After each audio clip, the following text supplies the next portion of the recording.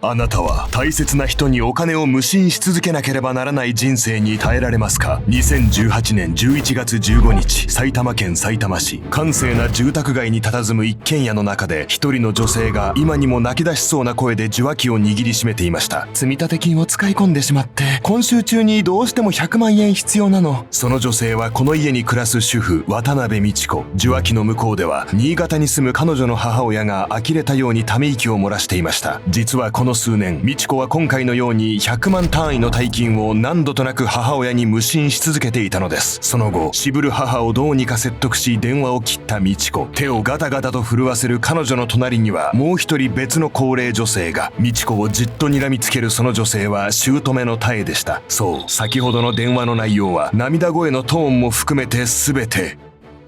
姑が書いた台本だったのです。姑に命じられるまま実家からお金を盗み続けた嫁。彼女が体感した逃げ場のない壮絶な主従関係とは。姑が用意したのは詐欺の台本だけではなく、嫁を壊してしまう道筋だったんです。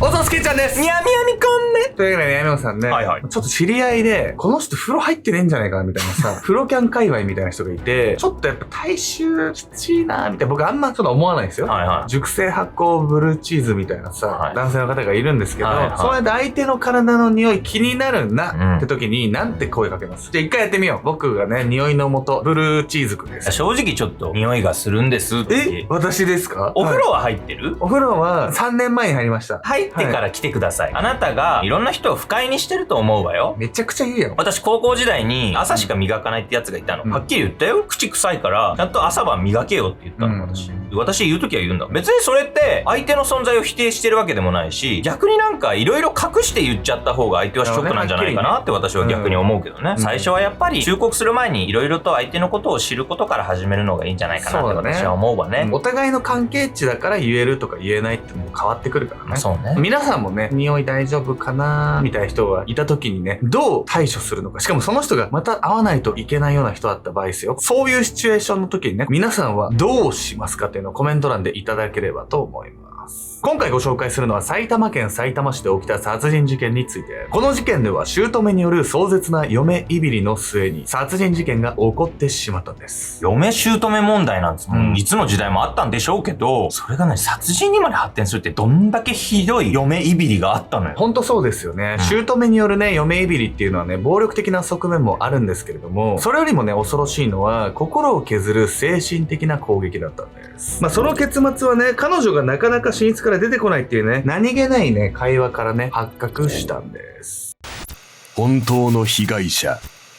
2023年4月28日、埼玉県さいたま市。その日の午前中、閑静な住宅街に立つ一軒家の一室に、40代半ばの女性が不安げな様子で顔を覗かせました。ねえ兄さん、最近母さんの様子おかしくない？ああ、おかしいって何が？女性に話しかけられ、ベッドから眠そうに体を起こしたのは、先ほど夜勤から帰ってきたばかりのその家の主人、渡辺哲夫。哲夫を起こしに来たのは、同居している妹のかな子でした。この数日、母親の妙は体調を崩して自室にこもっていたのですが、かな子としてはただ寝込んでいるだけには思えない節があったのです。母親の妙は非常に几帳面な性格。それにもかかわらず、彼女が使っているトイレのスリッパが何日も揃えられておらず、乱雑な状態で放置されていたのです。妹のかな子から事情を聞いた哲夫は、彼女と一緒に母の寝室へ向かうことに。そしてかな子が感じていた違和感の正体は、その部屋に入ってすぐに分かりました。なんだこれは。その部屋のベッドでは確かに母妙が体を丸くして眠っているかのように見えました。しかし彼女は声をかけてもピクリとも反応せず、布団をめくってみると、その中には丸めた衣服や座布団が押し込められていたのです。そう、その布団はまるで本当に妙が眠っているかのように偽装されていました。嫁姑問題がどうとか言ってたから、何？嫁がなんか姑に何かしたってこと？そうなんです。この後の嫁の振る舞いは明らかに不審だったんで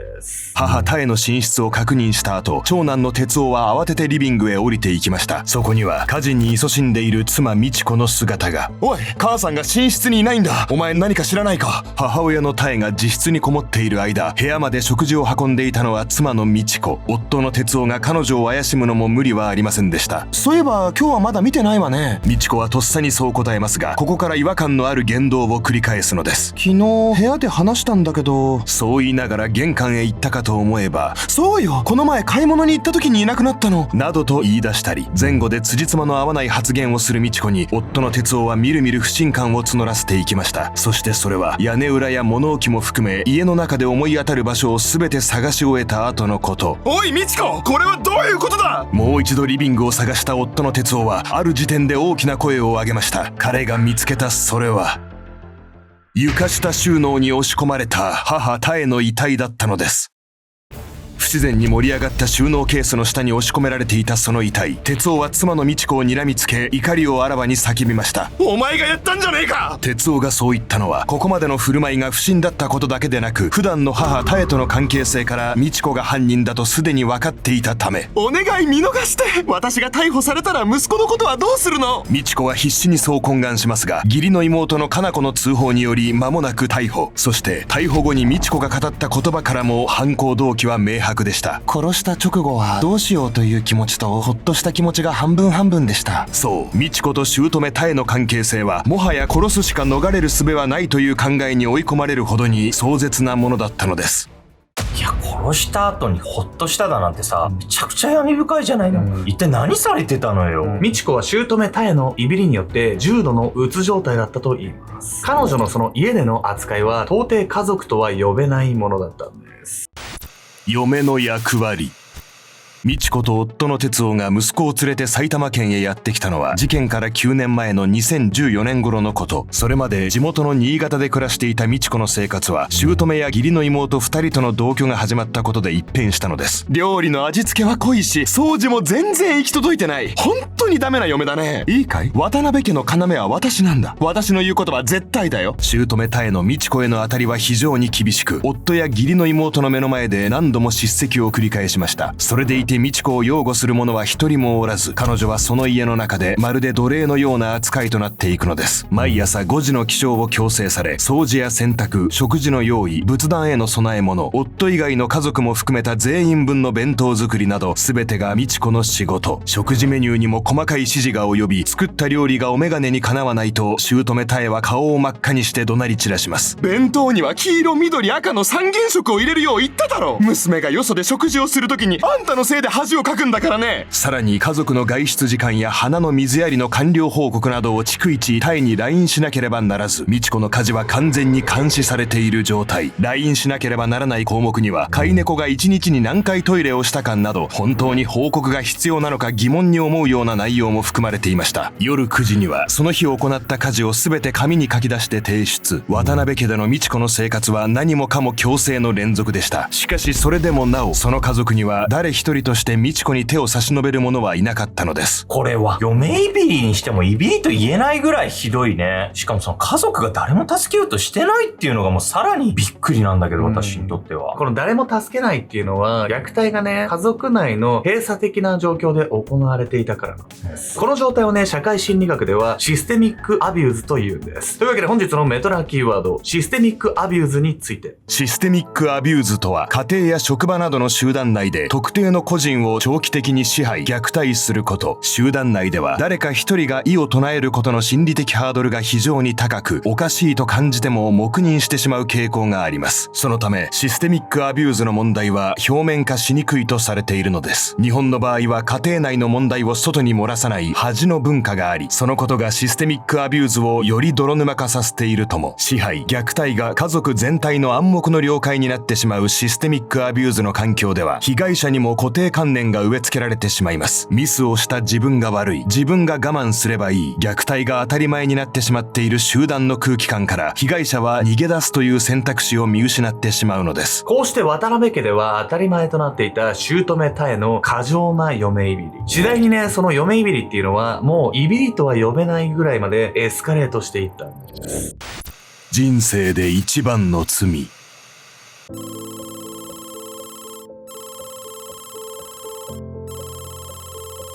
ある日の穏やかな昼下がり、新潟で暮らす一人の年配女性のもとへ一本の電話が入った。お母さん、折り入ってお願いがあるの。電話をかけてきたのは夫の実家がある埼玉で暮らしている娘の美智子。応じた女性は彼女の実の母親だった。そして美智子の次の言葉に母親は思わず耳を疑った。お母さん、私ね、実は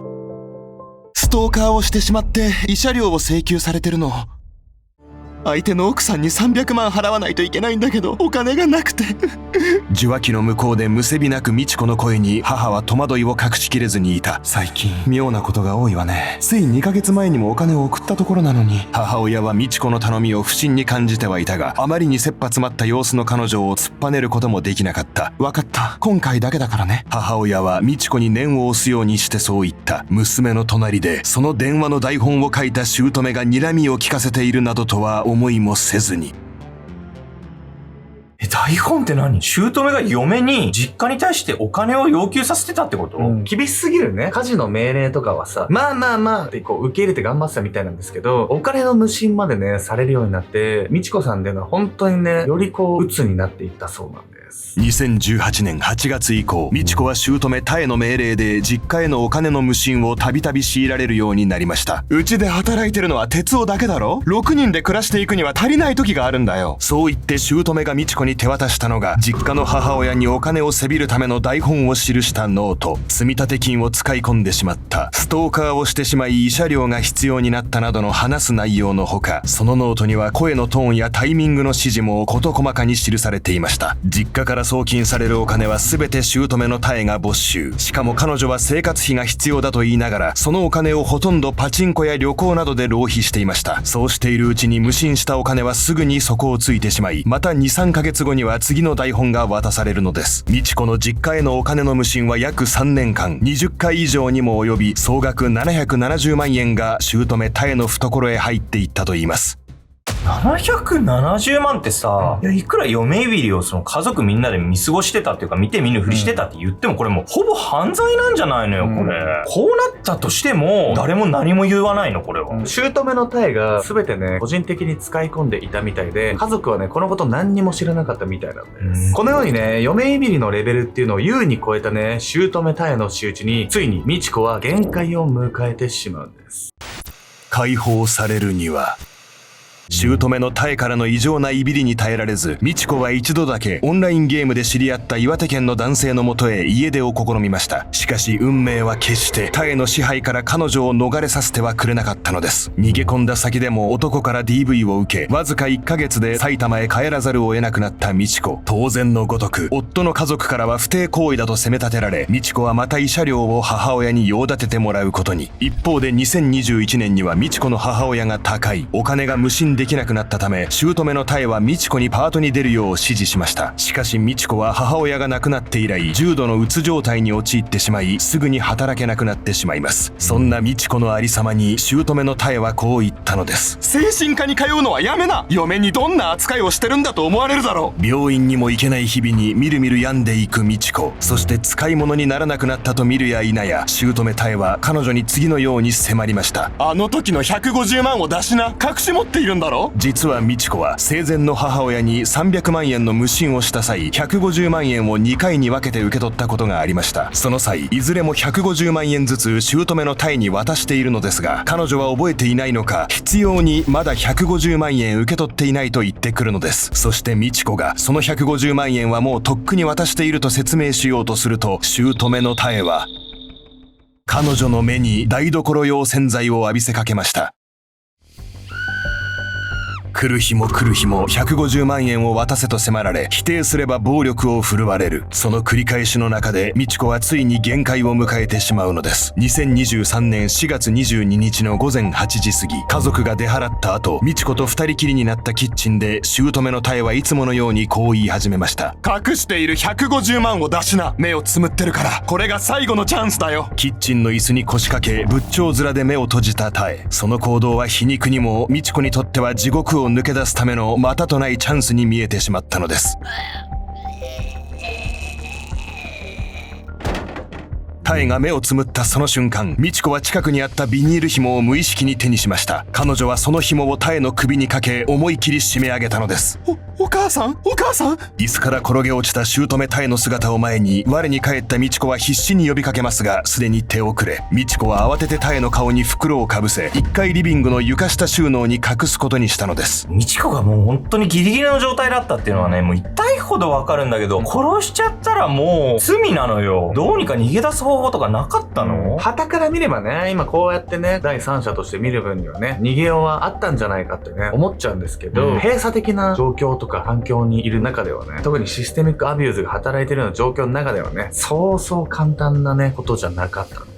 タエの遺体を床下に隠した後、帰宅した家族は当然彼女の不在を気にしていましたが、美智子は次のように説明。お母さん、今日はめまいがひどいらしくて、食事は後で部屋に運んでおくわ。姑のタエは持病を持っていたため、その場は家族も納得。美智子が食事をタエの部屋まで運び、空の食器を下げてくる偽装工作をすることで、数日はごまかせてしまっていたのです。しかし、いくら持病を持っていると言っても、姑のタエが6日も家族の前に姿を見せないとなれば、怪しまれないはずはありませんでした。2023年4月28日、家族がタエの遺体を発見したことで、美智子は逮捕、殺人、死体遺棄の罪で起訴される運びとなります。裁判では、姑タエの音声データを聞いただけで、美智子が痙攣を起こして泣き出してしまう場面も、何度も宮廷を挟みながら進められたその裁判が、彼女が姑との暮らしでどれほどのトラウマを負ったかを如実に物語っていたのです。事件から2年後の2025年2月12日、美智子に下された判決は懲役7年。判決に際しては、美智子がお金の無心をさせられていたことや、異常な嫁いびりにあっていたことも考慮されました。しかし最終的にそれらが殺人の理由になるとは言い難いとされ、執行猶予なしの実刑が下されたのです。思ったことを口にすると怒られる。逃げ場がなかった。裁判中、美智子が震えながら口にしたそれらの言葉は、彼女が加害者である一方で被害者でもあったことを言い表していました。ただ、果たして美智子が置かれていたその状況は、本当に逃げ出せない状況だったのでしょうか。姑の支配から抜け出すために彼女はどのように行動すべきだったのでしょうか。